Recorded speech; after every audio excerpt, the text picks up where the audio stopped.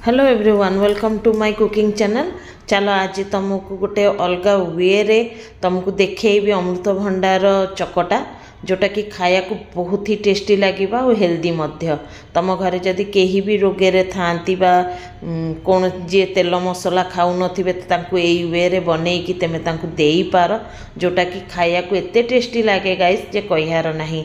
रुटी सांगे एटा तो पूरा जमी जाए। एठी गोटे कढ़ई रे मु पानी नहीं जाइथिली। पानी गरम ହେଲା ପରେ गोटे कप मसूर डाली को धोई धाई की दे देली आ ता दिहरे पकई देली अधा अमृतभंडा को ताकू पूरा भल भाव में सिझेदबा। सिझेला परे एठी मु दे दउची कढ़ई रे बसईकी ता दिहरे सोरिष तेल देइची। सोरिष तेल रे दीटा सुखिला लंका को भाजिकी बाहर करदेली। से किछि फुटण देदेली। देला परे मु एतिरे रसुण को देदेली।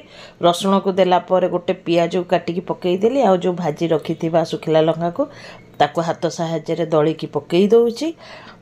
पकई देला परे हळदी टिके पकईदेली। हळदी परे आ किछि भी मसला एतिरे जीवनी। जो घांटिकी रखिथिली अमृतभंडा और मसूर डाली को ताको आमाने एइतिरे पकई दबा। पकईकी भल भाव में आमे चकटाटा को तैयार करनबा।